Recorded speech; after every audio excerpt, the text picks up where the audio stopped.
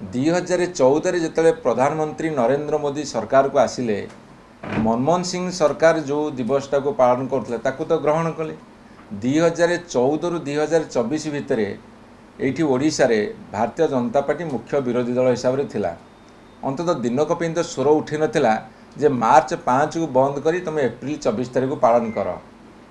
1994 मसीह तत्कालीन ओडिशा सरकार गोटे कैबिनेट मीटिंग रे पास करथिले जे बिजू बाबूंकर जन्म जो दिन मार्च 5 तारिख रे ताकू पंचायत राज दिवस भाव पालन करा जिवो। एइथिपाई जे बिजू बाबू प्रथमे महिला मानकू संरक्षण दबापी कार्यक्रम आरंभ करथिले। ता परवर्ती समय रे केंद्र सरकार 33% महिला को पंचायत राज सिस्टम रे नैथिले एवं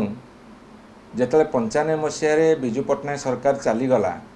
एपरिकी जानईबल पट्टनायक सरकार आसिला सीए मध्य मार्च 5 को पंचायत राज दिवस भाव पालन करते सी असम्मान करनथिले। 2000 मसीह रु 2009 मसीह भितर बिजू जनता दल भारतीय जनता पार्टी एकाठी मिलित सरकार करथिले। सेतेबेले मध्य भारतीय जनता पार्टी सदस्य माने जो माने मंत्री एमएलए थिले बा तांको सदस्य माने मध्य मार्च 5 को बिजू बाबूंकर जयंती रे पंचायत राज दिवस रे पालन करी अंशग्रहण करथिले। एवं जेतेले 2010 मसीह रे मनमोहन सिंह सरकार एप्रिल 24 को जातीय पंचायत राज दिवस भाव में घोषणा कले। एवं किंतु जेहेतु तार बहु वर्ष पूर्वर 16 वर्ष पूर्वर पाखापाखि जेहेतु ओडिशा रे बिजू बाबू सम्मानार्थे एते बड़ नेता भारत वर्षर स्वाधीनता संग्राम ठार आरंभ करी तीन देशर मर्यादा पुरुष तांको जयंती को पालन करने पंचायत राज दिवस पालन करते फ्री टायर सिस्टम से लागू करते प्रथमे। एवं 2009 पर भारतीय जनता पार्टी आम हाथ छाड़ा सेतेबेले तो प्रतिवाद उठे पारि थांते। 2014 जिते प्रधानमंत्री नरेंद्र मोदी सरकार को आसिले मनमोहन सिंह सरकार जो दिवसटा को पालन करते ताकू तो ग्रहण कले। 2014 रु 2024 भितर ये ओडिशा रे भारतीय जनता पार्टी मुख्य विरोधी दल हिसाब से थिला। अंततः दिनक तो स्वर उठी नाला जे मार्च 5 को बंद करी तुम एप्रिल 24 तारीख को पालन कर। एवं तांकर मध्य 2017 मसीह 300 जिला परिषद मेंबर जीते बहु ब्लॉक दखल करते कौट तो प्रतिवाद करनथिले जे मार्च 5 को पालन करनी आपण एप्रिल 24 को पालन करंतु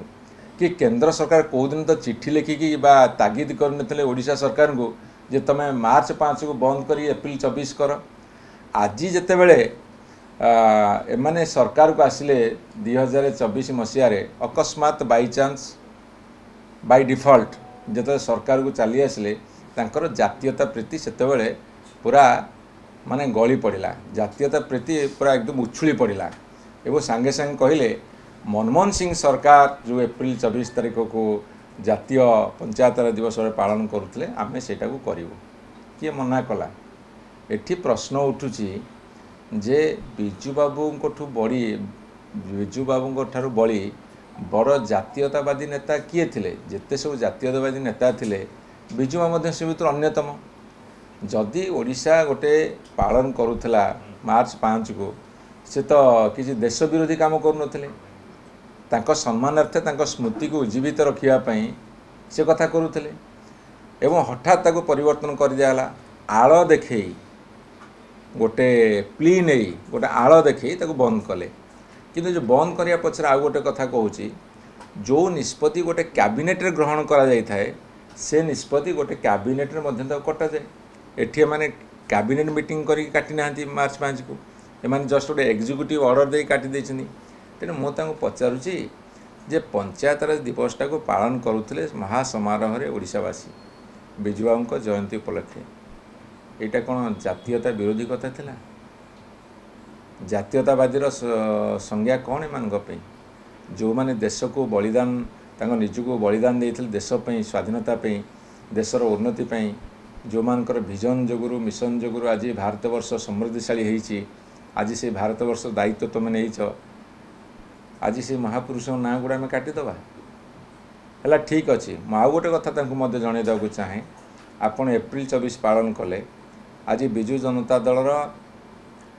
जेते वार्ड मेंबर सरपंच समिति सभा जिला परिषद मेंबर ये सबू जगार 90% अच्छे आमे सकारात्मक राजनीति करूँ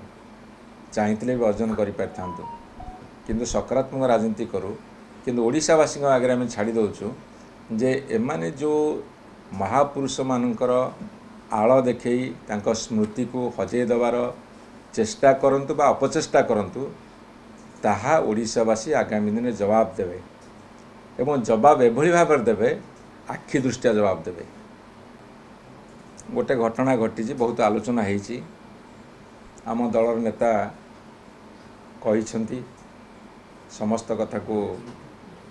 आलोचना भितर को नौछंदी तेणु सी कही सारा पर आमर कहवा उचित नुहे बीजेपी कहते कहीं प्रकाश कर देना जदि साथी के संपर्क अच्छा भारतीय जनता पार्टी प्रकाश कर दिंतु सी तो दी जन को नहीं गले जना पड़गला किसी ना आप देखो भविष्य केमती लड़ाईटा हो मो पाखे सेमती किसी खबर नहीं किंतु मु आपन को गोटे कथा कही रखे वर्तमान समय दलीय श्रृंखला को समस्ते मानिबा आवश्यक अच्छी दलीय श्रृंखला को मानि अंतत भाव जो कथार दलर सामान्यतम क्षति होबार संभावना अच्छी से निवृत्त रहा को समस्त अनुरोध करने चाहे। देखंतु ए सरकार तो माने साउंड लगे कि डीजे साउंड लगे कहले 50 लाख भूत रेशन कार्ड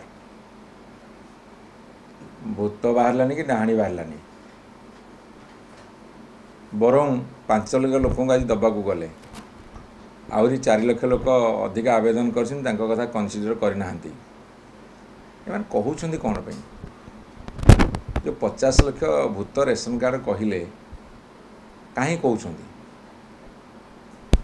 जेहेतु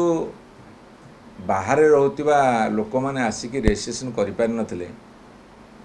बा करने को आसीपार नाहांती से मानू बर्तमान पे से माने नहीं नाहांती आ ताकू जदि कहे भूत रेशन कार्ड आपन टे मने पकांदु ए माने कहउछंती जो जोरे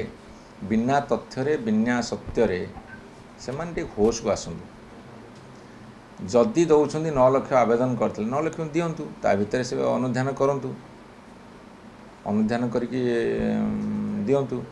आ विशेषकर रेशन कार्ड आउ गोटे कत बड़ कथा हो जेहेतु रेशन कार्डटारे आपंकर जोड़ा बीएसके थिला विजु स्वास्थ्य कल्याण एवं जोड़ा ना परिवर्तन कर आयुष्मान आ गोटे कौन कर उपकृत हो बेसी रेशन कार्ड अप्लाई कर किंतु से कौन इनकम टैक्स फैक्स देखिले लोक गुड़े बहुत हैरान है तेणु सी देखु से माने आग सिस्टमेटिक करूँ सिस्टमेटिक काम न कर बहुत बड़ बड़ कथा कहते 50 लाख धरते विधानसभा कहना आम 50 लाख भूत कार्ड बाहर करूँ ये 4 लाख अच्छे से पुणी जो मैंने सब कौड़ी के कम कराया से फेरी पार ना आसिक से आखि देखे आखि देखला रजिस्ट्रेशन हम से गुड़ा रही एटा फॉल्स पूरा टोटली फॉल्स ताको शिक्षा को आहरी किछि वर्ष लागिबो।